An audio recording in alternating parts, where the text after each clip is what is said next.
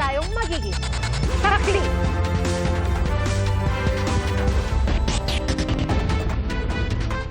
Walong sasakyan ang inararo ng 10-wheeler sa Tagaytay Santa Rosa Road sa Silang Cavite kanina umaga. Ayon sa pulisya, tumakas pa umano ang driver at iniwan ng truck sa Santa Rosa, Laguna, mahigit 1 kilometro mula sa pinangyarihan ng disgrasya. 2 ang patay, habang 3 ang sugatan sa disgrasya. Tukoy na ng mga pulis ang pagkakakilanlan ng driver at nakikipag-ugnay na rin sa kanila ang operator ng truck. Kasunod ng direktiba ni Pangulong Bongbong Marcos, naglabas ng kautusan ng LTFRB na nagsuspendi sa taas pasahe sa mga pampublikong sasakyan. Dismayado sa desisyon ng ilang tsuper at transport group. Saksi si Ivan Mayrina. Bukas na dapat ipatutupad ang taas pasahe sa mga pampublikong sasakyan. Pero preno muna dahil sinuspendi ito ni Pangulong Bongbong Marcos. Sa aking palagay, dahil nga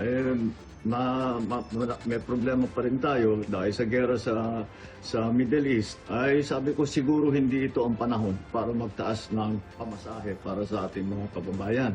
Kaya inutos ko sa DOTR na suspendihin muna ang fare hike. Tingin ng Pangulo sa kasalukuyang sitwasyon, ang kailangan daw ng mga commuter, ng mga manggagawa at estudyante ay ang pag-alalay ng gobyerno.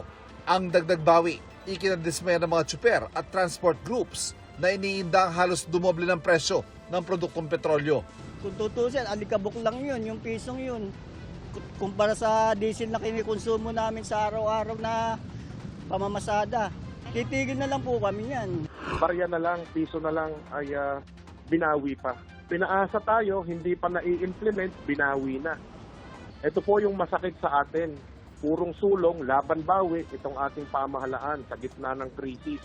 Pagpapakita yan na kapag yung mga maliliit ang humihingi ng dagdag kita, ay nag-aatubili ang ating pamahalaan na tulungan.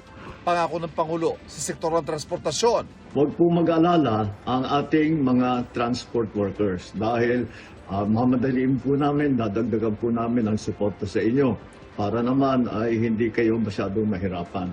Kailan ba idadagdag ng Pangulo at magkano ang kanilang idadagdag? Kagaya po ng nabanggit ko, ang assistance to individual in crisis situation 5,000 ay kulang po iyan sa itinaas po ng presyo. Kasunod ng direktiba ng Pangulo, agad naglabas ang kautusan ng LTFRB na nagsususpindi sa fare hike until further notice ang utos.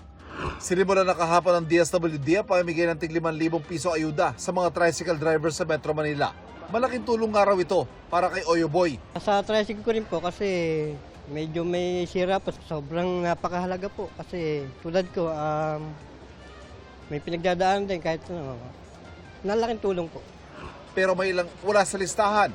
Kinuha ng Pasig City Hall ang kanilang mga detalye. Malaking bagay po yan sa akin, sir. Lalo na isa sa sobrang taas ng gasolina. Halos ang kinikita andun lang mapunta sa gasolina. Halos 300 naman ang wala sa listahan sa payout center naman sa Katipunan Park sa District 1, Quezon City. Nagpapasa naman kami ng requirements pero nitong lumabas itong mga listang master list, wala yung pangalan namin. Hindi ko namin alam kung saan nagkaroon ng problema. Ipinasumiti na sa kanilang TODA ang kopya ng kanilang driver's license. Ayon kay DSWD Secretary Rex Gatchalian, kinuusap na rin niya ang mga pinuno ng TODA para ayusin at isumite ang mga wala sa listahan. Meron pa tayong bukas. So ang sabi namin sa kanila, una, hindi kailangan mangamba, hindi kailangan mag-worry na hindi kayo makakatanggap. Pero kahit mga nakatanggap, nangangamba na baka kulangin ng ayuda kung lumawig pa ang krisis sa gitnang silangan. Sa mga susunod na araw, pagka ganito pa rin yung sitwasyon natin, baka pwede pong madagdagan pa po sana ito. Iko-consulta ito ng DSWD at ipakukwenta sa economic team ng gobyerno. Pero sa ngayon, bibigyan muna iba pang nasa transport sector at nasa labas sa Metro Manila bago silipin kung pwedeng umulit ang mga nabigyan na. Sa isang pahayag, sinabi rin ng Department of Transportation na minamadali na nila ang paglalabas ng fuel subsidy para sa mga kwalipikadong driver at operator. Ipinagutos din ng Pangulo ang libreng sakay sa buong bansa. Magpapatupad din ng mga diskwento sa MRT at LRT. May aasahan din daw diskwento sa toll para makabawas din sa gastusin sa transportasyon. Para sa GMA Integrated News, ako si Ivan Mayrina, ang inyong saksi. Sumalpok sa isang establishmento ang isang sasakyan matapos barilin ang lalaking nagmamaneho sa San Jose del Monte, Bulacan. Patay ang driver. Saksi si Jamie Santos. Bumangga sa isang establishmento ang isang puting sasakyan sa kahabaan ng Muzon sa San Jose del Monte, Bulacan kaninang hapon. Nagdire-diretso ang sasakyan sa establishmento matapos umanong pagbabarilin ang sakay nito ng di pa nakikilalang salarin. Sa video na nakuha ng GMA Integrated News, makikita ang rescue team na sinusubukang ilabas ang sakay ng sasakyan. Kinuha nila sa driver's side ang isang duguan at wala ng malay na lalaki. Agad siyang tinakbo sa ospital. Kwento ng first responder ng Barangay Muzon, sa ulo at dibdib ang tama ng biktima. Dala po namin sa kanya doon is 120. Bali, dineclare po si patient doon ng 140 kasi nagtry pa rin po si Ospital ng Lungsod mag-CPR. Kwento ng kapitan ng barangay, nakatanggap sila ng tawag mag-aalauna ng hapon. Barilan pa raw ang unang nai-report sa kanila. Pero pagdating daw nila sa area, ilang basyo ng bala ang nakita nila. Tila plano raw talagang tuluyan ng gunman ang biktima. Ilang metro pa lang kasi bago ito bumangga sa isang establishmento, ilang putok ng baril ang pinakawalan nito. At nang bumangga, muli ulit binaril ng gunman ang biktima. Talagang talagang papatayin kasi sa tapat pala pinaputukan na. Siguro ilang basyo rin po yung nakita namin doon at mga bagong basyo pa po to ng barel. At doon po sa may gilid, mayroong pang isang coaching na tages kasi siguro may tama na yung driver, bumangga na siya. Tumanggi munang magbigay ng pahayag ang San Jose del Monte Police habang patuloy na isinasagawa ang follow-up operation at investigasyon sa pamamaril. Para sa GMA Integrated News, ako si Jamie Santos, ang inyong saksi. Isasalang na sa mismong pagdinig sa susunod na linggo ang dalawang impeachment complaint laban kay Vice President Sara Duterte. Ang kampo naman ni Vice President Duterte muling iginiit na may depekto ang mga reklamo at wala umanong basehan ang mga paratang. Saksi si Tina Panganiban Perez. Uusad na sa hearing proper ang ikatlo at ika-apat na impeachment complaints laban kay Vice President Sara Duterte kasunod ng pagpapasya ng House Justice Committee kanina. The Chair declares the third impeachment complaint, the fourth impeachment complaint is declared sufficient in grounds. May nagtangkang kumontra. We should have determined the sufficiency in ground before we voted for sufficiency in form and substance. We need to provide him a copy of the rules.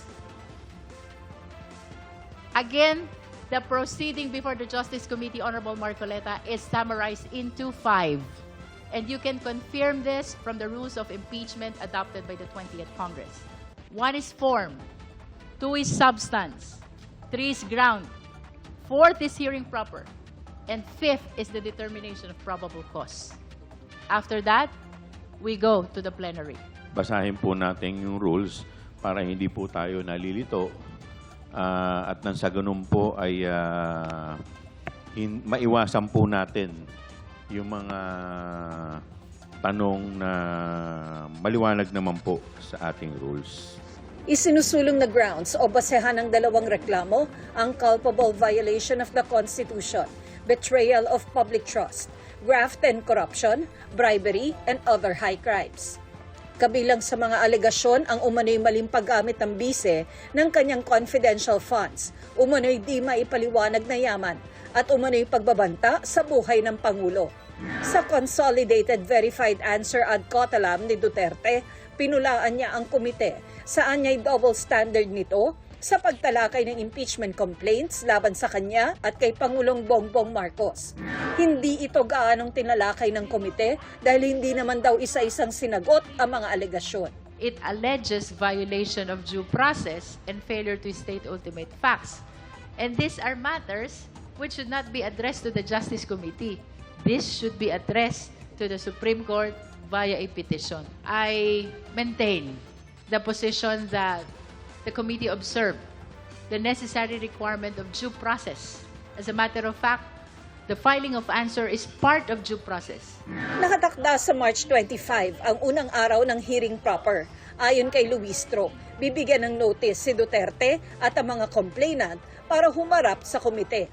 So this will be a mini trial, should I say, no? Because the full-blown trial will happen in the Senate.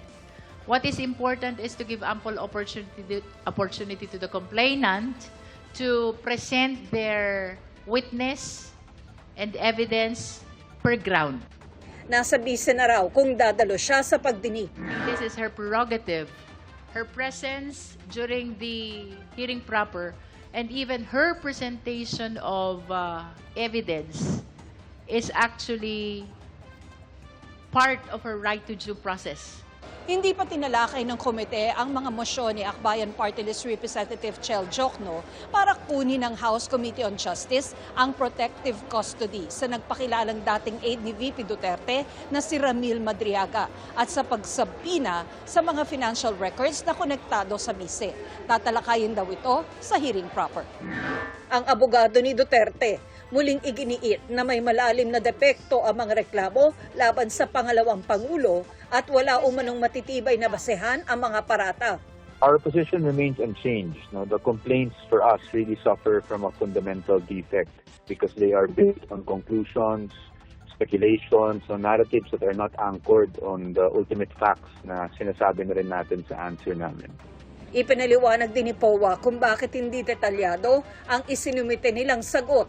I think we have to remind the public na sa ating legal system, it is not up to the defense to prove the case of the complainant. It is the complainants that have the burden to prove their allegations. Sa tingin ng political analyst na si Attorney Paulo Tamase, posibleng stratehiya ang matipid na tugon ni Duterte. I think the advantage is that it keeps her cards close to her chest. Mahihirapan or mag-add ng complication on the part of the prosecution na hindi nila alam kung mayroong possible na ebidensya si VP Sara to defend herself. Hindi din nila mapaghahandaan there for as much as they would probably want to yung kaso. Well, talaga namang ang Senate trial doon naman talaga ang magiging pagsusuri nito, paglilitis nitong kaso na ito. But as to strategy or not, even if it were a strategy, of course, it's not something for me to disclose. Pero kung stratehiya man daw, nagbabala si Tamase sa posibleng panganib ng ganitong hakbang. Disadvantage nga is, binibigyan din niya ng fuel kahit paano yung perception nga na hindi ginagalang ng Vice President yung proseso. Or hindi sineseryoso itong proseso na hinahanap sana yung pananagutan sa kanya. Pagdating sa hearing proper ng Kamara, ayon kay POA, walang obligasyong dumalo ang bise, pero handa raw sila. This is not something we did not expect naman. No? So, meaning this was quite expected. And we are ready to proceed. Para sa GMA Integrated News, ako si Tina Panganiban Perez, ang inyong saksi. Tinutugis ang nakabaril sa isang lalaki na umaawat lang sa away ng mga kabataan. Sa Antipolo City po yan. Patay ang biktima na napuruhan sa ulo. Ating saksihan. Hindi sukat akalain ng tricycle driver na si Paulo Villamor na ang kanyang pagtulong na mapahupa ang gulo ang magiging mitya para magtapos sa kanyang buhay. Sa kuha ng CCTV, makikita ang away ng mga kabataan sa barangay San Jose nitong linggo ng hapon. Kwento ng isang saksi, pumunta sila sa nasabing lugar upang bumili nang makita nilang may nag-aaway ng mga kabataan. Hindi na nakuha ng video pero umawat si Villamor sa mga kabataan hanggang sa makarinig sila ng putok ng baril. Nakita lang namin yung mga bata nagsusuntukan. Talagang pinagtutulungan nila yung isang bata, isang lalaki. Tapos lumapit yung biktima. Aawat lang po sana. Kaso na-outbalance siya. Pagbalik niya, ayun, may biglang pumutok. Bumagsak na siya. Napuruhan ng tama ng bala sa ulo ang 29 anyos na biktima. Ang balita ko, nagsimula yan sa Facebook. Nag-aaway sila. Ang unang nag-aaway, yung mga babae. Tapos yung mga babae, nung inaawat namang magsabutan, yung mga lalaki naman na nagsuntukan. Yung nabaril, umaawat lang daw yun. Pero binugbog din siya. Hanggang sa meron na lang bumaril sa kanya. Sa ikinasang follow-up operation, arestado ang 5 kabataang sangkot umano sa gulo. 4 sa kanila ang minor de edad. Ngunit walang na-recover na baril sa kanila. Ayon sa pulisya, at large pa rin ang gunman. Umapila ang mga naulila ng biktima sa bumaril kay Villamor na sumuko na lang. Para sa GMA Integrated News, June Veneracion ang inyong saksi. Inadopt po ng Kamara ang bersyon ng Senado na panukalang magbibigay ng kapangyarihan kay Pangulong Bongbong Marcos na bawasan o suspindihin ang excise tax sa langis. Pero ang Pangulo, hindi pa nakapagpasya kung gagamitin na niya ang emergency powers oras na maging ganap itong batas. Saksi si Mark Salazar. There's a motion to adopt Senate Bill number 1982 as an amendment to House Bill number 48418. Is there any objection? The chair hears none. The motion is approved.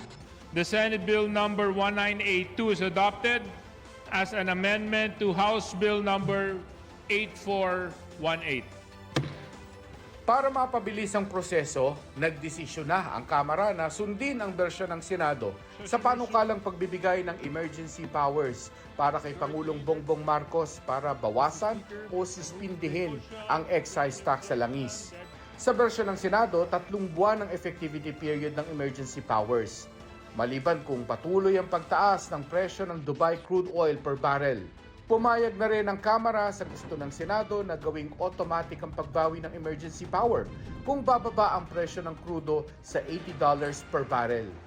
Nais din ng Senado na ang Department of Energy at Development Budget Coordination Committee ang mag-uulat ng estado at epekto ng problema sa langis. Wala na rin ang kondisyong national emergency o calamity na nasa bersyon ng Kamara. Dahil tinanggap na ng Kamara na sundin ang bersyon ng Senado, kailangan na lang sa panukalang batas ang pirma ng House Speaker, Senate President at kanilang mga Secretary General. Saka ito ipapasa sa Malacanang para mapirmahan ng Pangulo at ganap ng maging batas. Oh, that depends. Marami, it's a very complicated calculation. We will see. Depends on the trends. We have to watch the trends of on oil prices. We just have to look. It's very hard to say because it's all speculation. We don't know how long this will last for. So, right now we are just adjusting to the situation. And when the situation calls for it, then we will see when to exercise that power and how much, by how much. Sa datos mula sa DOE, 29% ng presyo ng gasolina ay napupunta sa mga buwis tulad ng excise tax at value-added tax, habang 22% naman ng presyo ng diesel ang para sa buwis. Ang mga LGU hinihikayat na ibaba ang kanilang konsumo sa kuryente at langis ng 10 to 20%. Sa gitna nito, may mga nagsusulong ding ibasura ang Oil Deregulation Law. Nakahain na ang panukalang ito sa Senado. Bago ang 1998, nasa gobyerno ang kontrol sa presyo ng langis sa Pilipinas. Dahil sa Oil Price Stabilization Fund o yung OPSF na itinatag noong 1984, hindi agad ipinapasa ng mga gasolinahan sa mga consumer ang malakihang paggalaw ng presyo ng langis sa world market. Ang OPSF pinopondohan noon ng iba't ibang buwis sa langis, sobrang kita at savings ng oil companies. Kung magmura naman ang imported na langis, hindi agad ibinababa ang presyo nito sa lokal na merkado para ipunin ang pondo at ilagay muli sa OPSF. Pero lugi naman ito dahil sobra ang iminamahal ng langis sa world market at pinupuna ng subsidy mula sa kaba ng bayan o bulsa ng mga Pilipino. Ang sistema noon napalitan ng maisabatas ang Downstream Oil Industry Deregulation Act of 1998. Mula sa gobyerno, ipinasa sa mga oil company ang kontrol sa pagpresyo base sa world prices. Panawagan din ng ibang grupo na maibalik sa gobyerno ang desisyon sa presyo ng petrolyo. Hindi siya pwedeng iwan sa merkado, lalong-lalo nang hindi pwedeng iwan sa kamay ng mga negosyante na gagamitin ang lahat ng kanilang kapangyarihan para kumita. Ang Energy Secretary ipinarerepaso rin ng Oil Deregulation Law. Not a full regulation, but we're to a certain extent, hybrid siya. In times like this, there has to be a certain control. But we want also to protect the interest of the public. Pero tanong ng House Energy Committee, paano popondohan ang ipampupuno sa diferensya ng langis sa world market para mapamura ang presyo sa bansa? Yung ating budget ngayon na 6.9 trillion, 2 trillion noon o utangin pa natin. We are short of funding our National Expenditure Program. Yan din ang ipinupunto ng isang ekonomista. Aniya, para gawin yan, kakailanganin umutang ng Pilipinas na taong bayan din ang magbabayad. Kasi tayo babayad ng tax. Kung itataas yung tax para lang mabayaran yung mas mahal na langis. Hindi makapagpatayo ng mga kalye, mga tulay, mga eskwela dahil napunta dun sa pagbayad ng utang.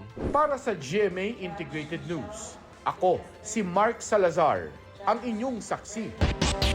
Kailangan amyendahan muna ang Senate rules kung gustong maparusahan ng mga miyembrong matagal lumiban sa sesyon ng Senado. Sinabi po yan ni Senate Ethics Committee Chairman J.V. Ejercito kaugnay sa kinakaharap na ethics complaint ni Senator Bato de la Rosa. Saksi, si Mav Gonzalez. Mahigit 4 na buwan na mula nang huling pumasok sa Senado si Senador Bato de la Rosa. Hindi na siya namataan doon mula nang umugong ang balitang may warrant of arrest laban sa kanya ang International Criminal Court. Dahil dyan kung kaya may nakahain ng ethics complaint laban sa kanya pero nakabinbin pa rin ngayon. Katwiran ng chairperson ng Ethics Committee, kung ngayon ito diringgin, madidismiss lang kaagad ang reklamo. Wala kasi sa rules namin eh. You cannot find it anywhere in the rules about that issue on no work, no pay. Kaya kailangan aniya munang amyendahan ang Senate rules kaugnay ng pag-a-absent ng mga senador kung gusto itong tapatan ng parusang walang sahod at masuspinde ang operasyon ng mga nag-a-absent. Dahil pang-anim pa naman ang reklamo kay De La Rosa sa 9 na nakapilang ethics complaints, may panahon pa raw kung aamyendahan ng Senate rules. Pag di umabot yan at ma-dismiss, pwedeng mag-refile agad ang complainant. Dagdag ni Senador J.V. Ejercito, hindi nila pinagtatakpan ang kapwa-senador. Paano po pinagtatakpan? Ngayon nga po ay kami na nga po nagmamadali na ipasa yung adoption ng rules kasi nga kasi meron nga may isang senator na nag-apila nga na dalhin muna sa body para the whole body can decide. Samantala, inadopt ng Senado kahapon ang Senate Resolution 307 ni Senate Minority Leader Alan Peter Cayetano. Nagpapahayag ito ng sense of the Senate na dapat protektahan lahat ng Pilipino laban sa extrajudicial rendition o pagsuko sa dayuhang bansa. Hindi ito panukalang batas, kundi panawagan lang na mabigyan ng sapat na oras ang mga Pilipinong may hinaharap na foreign o international arrest na dumulog sa lokal na korte. Tinutulan ito ni Senators Risa Ontiveros, Kiko Pangilinan at Bam Aquino. While couched in general terms, this resolution arises from specific circumstances involving the former president. The rule of law requires that accountability mechanisms apply equally, regardless of rank. Ginawa po ang ICC para magkaroon ng espasyo ang mga biktima na hindi makakuha ng hustisya dahil estado ang kalaban, dahil makapangyarihan ang kalaban. Yung libo-libong pinatay sa ngalan ng Oplan Double Barrel, na iyan ang paratang sa ICC case ngayon. Yung libo-libo na yun ay hindi nabigyan ng due process. Hindi na sila pinaabot sa korte, kundi diretso sila sa morgue. Para sa GMA Integrated News, ako si Mav Gonzalez, ang inyong saksi. Ramdam ng sektor ng turismo ang epekto ng tensyon sa gitnang silangan. Sa Malay, Aklan, bumaba ang bilang ng mga turistang nagpupunta sa isla ng Boracay. Base po sa datos ng Malay Tourism Office, mula noong March 1 hanggang March 15, mahigit 75,000 ang bilang ng mga turistang namasyal sa isla. Mas mababa po yan kumpara sa mahigit 100,000 at 2,000 turistang dumayo sa isla sa parehong panahon noong nakaraang taon. Pinakamarami sa naitalang nagpunta sa Boracay ang mga turistang mula sa ibang parte ng Pilipinas.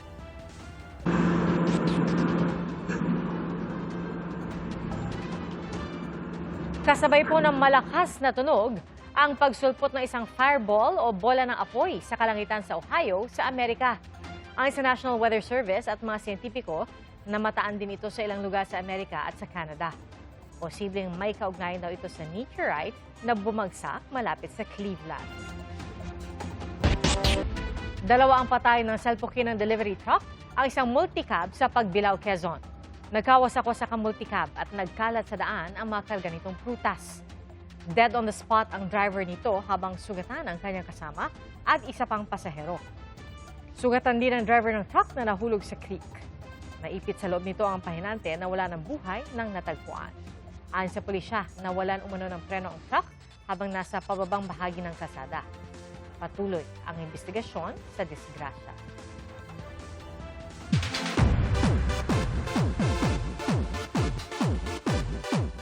Mula sa Riles, sa ring naman bibida ang dating PBB Celebrity Collab 2.0 housemate na si Anton Vinson. Gaganap siyang batang boksingero sa seryeng Kamao. Pag-amin ni Vinson, kabado siya sa kanyang first lead role. This is my first time to be a lead. Ako lang mag-isa to be lead kasi grupo kami sa mga batang Riles kaya kinakabahan. Pero I will do my 101% po talaga for this show. Makakasama niya rito ang dating co-star na si Bruce Roland. Pati na ang mga batikang artista na sina Neil Ryan Sese, Ami Austria, Wendell Ramos, Katrina Halili at ang kanyang real-life tatay na si Roy Vinson. At ang twist, hindi sila mag-ama sa serye, kundi mag-lolo.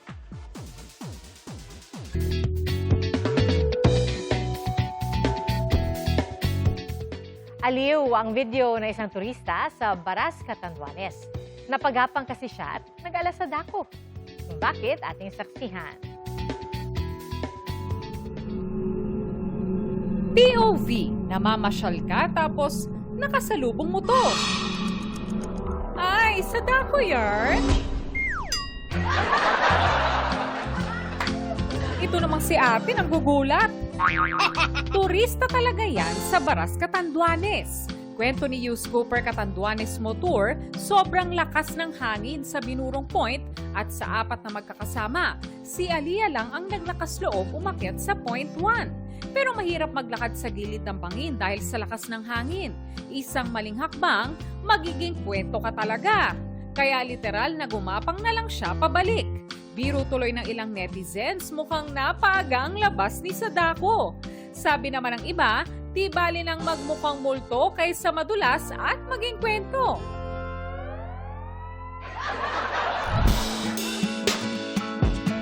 Napa-throwback naman si Hughes Cooper Missy Bonanza sa core memories niya sa bundok. Ipinost niya ang ilang larawan nilang magkakaibigan sa isang bundok sa Nueva Ecija noong 2017. No hiking gear spotted dahil nakapambahay lang sila. Kwento ni Missy, tanghaling tapat noon na magkayan silang mag-hike.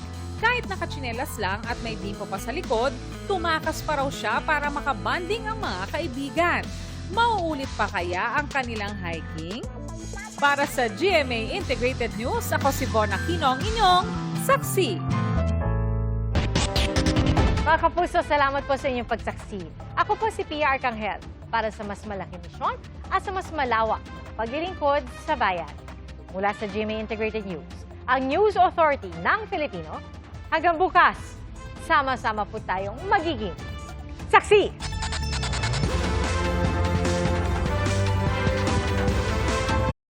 Mga kapuso, maging una sa saksi. Mag-subscribe sa GMA Integrated News sa YouTube para sa iba't ibang balita.